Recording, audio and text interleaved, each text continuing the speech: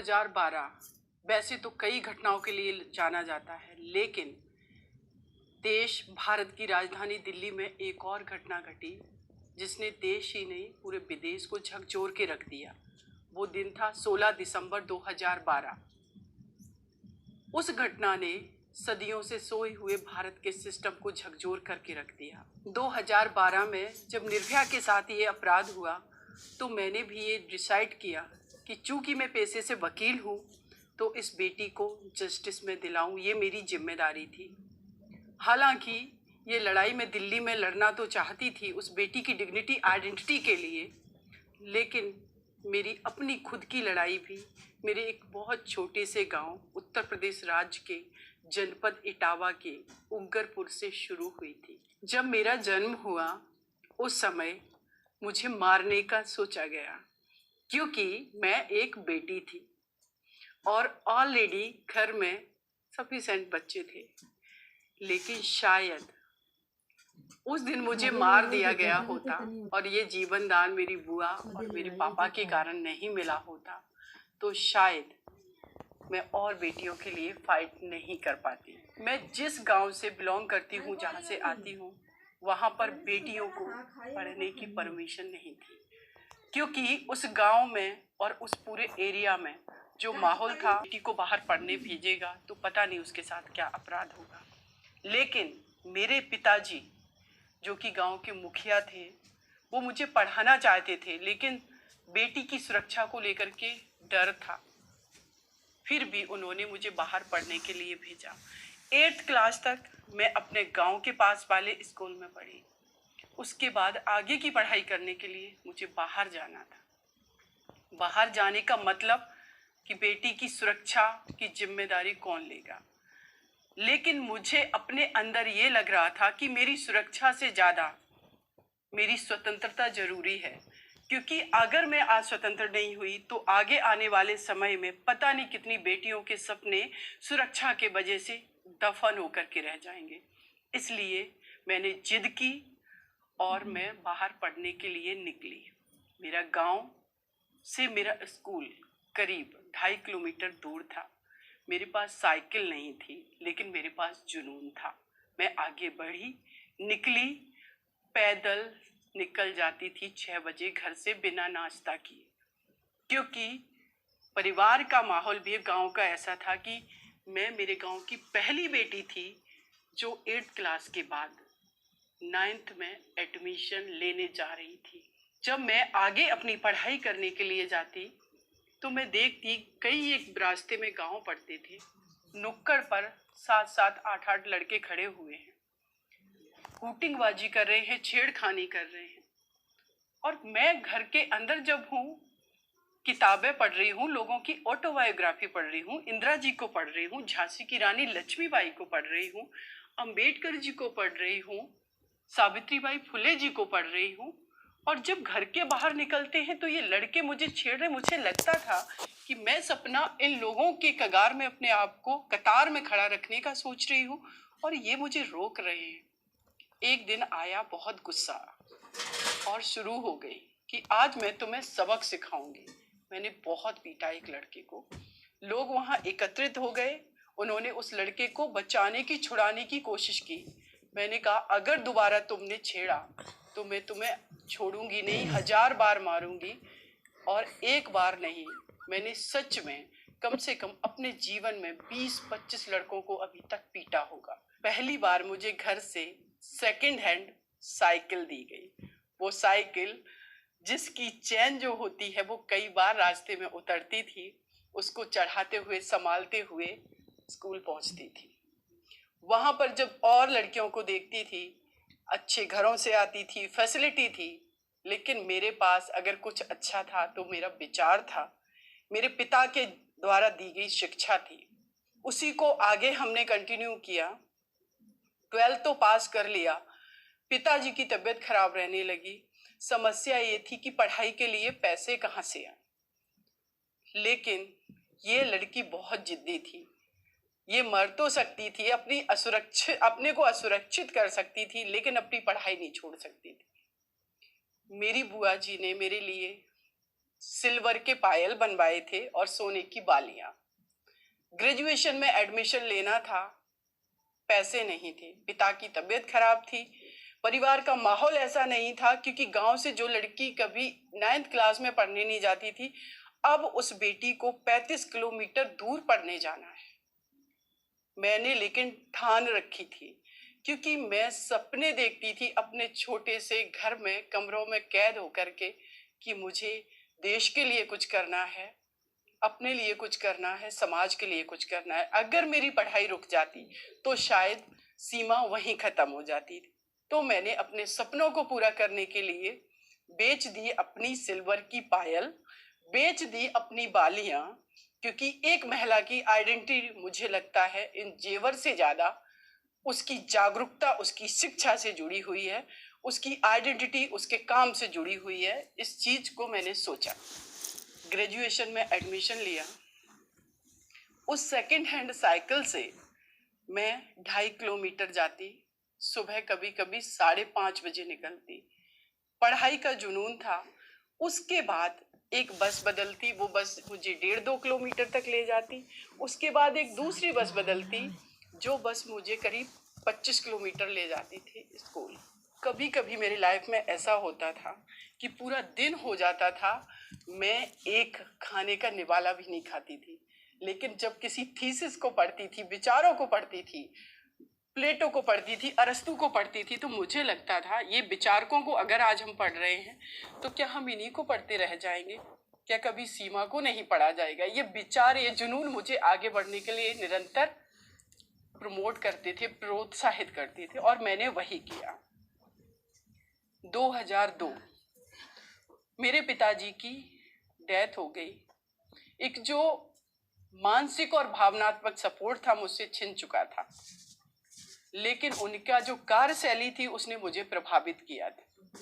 मैंने जब बड़ी हुई अपने गांव में, करीब 5-6 साल की थी, उस टाइम में मैंने अपने गांव में वो लाइट देखी, वो नालियों का जो प्रॉपर जो सप्लाई था वाटर का वो देखा, मैंने प्रॉपर पानी की व्यवस्था देखी। ये सब कुछ मेरे फादर ने कराया था।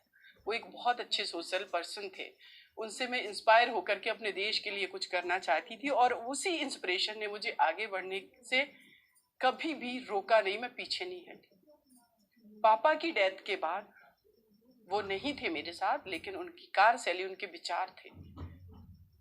जिस लड़की को 9th के बाद परमिशन नहीं थी, अब वो लड़की वकालत करना चाहती थी। उस एरिया में, मेरे घर में, मेरे परिवार में, मैंने समाज में देखा, इवन की मेरी मदर जो कि बहुत प्यारी लेडी है, मुझसे कहती थी बहुत बोलती हो। भैया गुस्से में कहते थे बहस कम किया करो, लेकिन क्या वकालत करोगी? सच में मैंने वकालत कर ली और डिसाइड किया उस दिन कि मैं इस देश के लिए इस अपने पैसे से, वकालत के पैसे से बहुत कुछ अच्छा करूंगी। चुपके से, पापा नहीं थे मेरे, चुपके से अपनी दोस्त के घर गई, उससे पैसे मांगे एडमिशन LLB में लेने के लिए।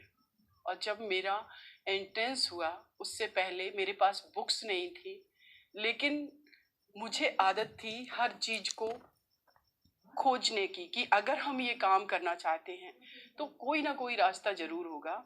इटावा जिले के जितने भी बुक सेंटर थे, उस कंपटीशन की तैयारी करने वाली, मैंने बुक्स को खोजा और उनको हासिल किया।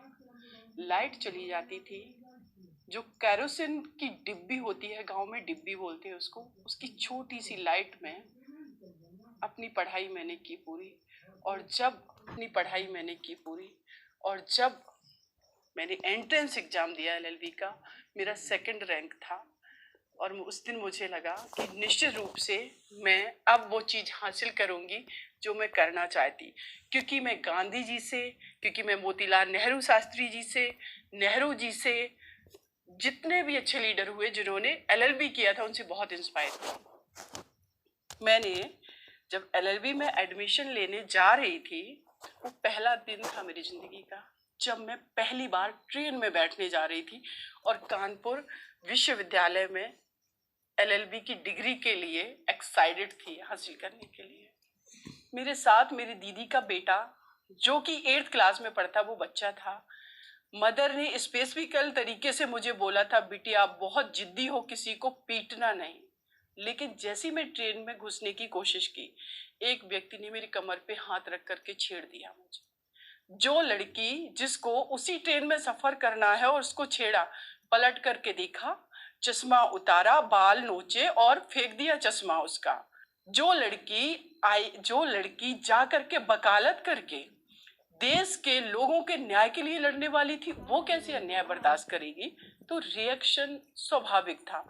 और मैं ये मैसेज भी देना चाहती हूँ देश की बेटियों के लिए, सबसे पहले किसी के भी खिलाफ अगर कोई गलत है, आप रिएक्ट करना सीखिए। कानून बाद में आता है, आपका रिएक्शन पहले आता है। और वही मैंने किया। अंदर से थोड़ी सी डरी थी, क्योंकि मदर ने कहा था, बिटिया इटावा तक तो ठीक था, अब तो तुम कानपुर जा रही हो, बाहर जा रही हो, घर से कोई नहीं गया इतनी दूर पढ़ने। उसके बाद उसी ट्रेन में मैं बैठी, वो व्यक्ति भी बैठा। उसने पूछा क्यों मारा?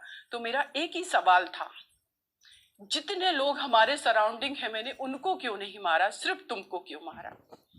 उसको आंसर मिल चुका था। और ये बेटी सीमा LLB में एडमिशन ले चुकी थी। फिर उस कॉलेज में भी मेरी फाइट शुरू हुई। मैं देखती थी वहां पर भी, लॉ कॉलेज में जहां स्टडी करने जा रही, लेकिन लड़कियों के साथ वहां पर भी डिस्क्रिमिनेशन हो रहा है। उस कॉलेज में भी मेरी लड़कों से लड़ाई हुई, लेकिन मैं आगे बढ़ती रही। 2006 में मैं एक रजिस्टर्ड एडवोकेट बनी। आज मुझे वकालत करते हुए करीब 14 साल हो चुका है। उसके बाद जब मेरी वकालत कंप्लीट हुई, जब मैंने रजिस्ट्रेशन करा लिया, मैं दिल्ली आ गई। लेकिन इस बीच में जो संघर्ष मुझे झेलना पड़ा, या जिन मैंने बेटियों को संघर्ष करते हुए देखा, वो कहीं ना कहीं मुझे हमेशा मेरी सक्सेस में अधूरापन महसूस कराता था। मुझे लगता हमेशा कि कुछ गलत है जो ठीक होना चाहिए। वो दिन था 16 दिसंबर 2012। मैं अपने पीजी में थी, अपने पीजी की बहुत सारी गर्ल्स के साथ। सुबह का समय था, 17 तारीख। पता चला कि 16 दिसंबर 2012 एक बेटी के साथ हमारे देश की राजधानी दिल्ली में जिस तरीके से एक घटना को अंजाम दिया गया, उसने मुझे बहुत प्रभावित किया।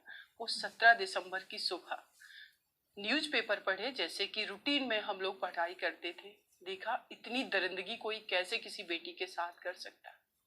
तब तक मैंने वकालत शुरू नहीं की थी, क्योंकि मैं इस दौरान IAS की तैयारी भी कर रही थी। मैंने जज बनने के लिए भी तैयारी अपनी शुरू की थी। लेकिन बीच बीच में मैं प्रैक्टिस के लिए कोर्ट में सीखने के लिए चीज़ें जाती रहती थी। उस दिन मेरी जिंदगी ने बहुत बड़ा मोड़ लिया और मैंने ये डिसाइड किया कि अगर मैं IAS बन भी जाऊंगी तो मैं कितनी बेटियों को न्याय दिला लूंगी। मैं सरकार के अंडर काम करूंगी, क्यों ना मैं इंडिपेंडेंट वर्क करके जो मेरे वकालत का पेशा है, इस अपनी बहन के लिए फाइट करूं। और उस दिन मैं निर्भया के पेरेंट्स से नहीं मिली, लेकिन अंदर ये ठान चुकी थी कि अपने इस प्रोफेशन का, इस वकालत का सही इस्तेमाल अपनी इस बहन को जस्टिस दिलाने के लिए करूंगी। मेरे पीजी से लड़कियां जाने लगी, क्योंकि उनके पिता, उनके माता का फोन आ रहा था कि बेटा जब दिल्ली में ये घटनाएं हो रही हैं, जब तुम सुरक्षित रहोगी तब तो IAS बनोगी। अंदर से मैं कांपती थी कि एक तो बेटियों को उतनी स्वतंत्रता नहीं है जितनी हमारे देश के बेटों को है, लेकिन जितनी उनको स्वतंत्रता दी गई है, जितना उनको मौका दिया गया, सुरक्षा के कारण अगर उनसे छीन लिया जाएगा तो कैसे हम लोग शासन सत्ता और इस देश के इकोनॉमिक्स, इस देश की समृद्धि में भागीदारी सुनिश्चित करूं। ये लड़ाई सिर्फ निर्भया के जस्टिस की नहीं थी, ये देश की 49% आबादी के, उनकी एनर्जी का सही इस्तेमाल, उनके मौके की तलाश, उनकी आइडेंटिटी की लड़ाई थी। मैंने उसी दिन डिसाइड किया कि मैं अपनी इस बहन को जस्टिस दिलाते हुए देश की 49% आबादी की आवाज बनूंगी। मुझे नहीं पता था मैं कैसे ये केस फाइट करूंगी, लेकिन अंदर से प्रतिज्ञा कर रखी थी। राजपथ पर बहुत सारे प्रोटेस्ट हुए, पार्लियामेंट पर, इंडिया गेट के पास। मैं बढ़ चढ़ कर के हिस्सा लेती रही, पिटाई भी वहाँ पर हुई हमारी, पोल पर चढ़ कर के मैंने प्रोटेस्ट किया। उसके बाद जब निर्भया के पेरेंट्स से मैं पहले दिन मिलने गई उनके घर पर, मैंने उनसे एक ही रिक्वेस्ट की, मुझे एक बार अपनी बिटिया निर्भया का फोटो दिखा दें। मैं निर्भया के कमरे में उस दिन एंटर जब की, मैंने देखा, करीब 10 मिनट तक उनको देखती रही कि तुम्हारा गुनाह क्या था। और वो उस दिन मैं उनसे प्रतिज्ञा करके आई कि निर्भया मैं तुम्हें जस्टिस दिलाऊंगी। ये लड़ाई आसान नहीं थी। जैसे कि हम सभी लोग जानते हैं, 10, 15, 20 साल तक केस चलते हैं, पेंडिंग रहते हैं। मैं फाइट करती रही। इतना आसान नहीं था। देश में पहली बार 4 लोगों को फांसी की सजा दिलानी थी, जो कि लोगों के लिए ये नामुमकिन था। लेकिन ये जिद्दी लड़की सीमा, जिसके गांव में उसको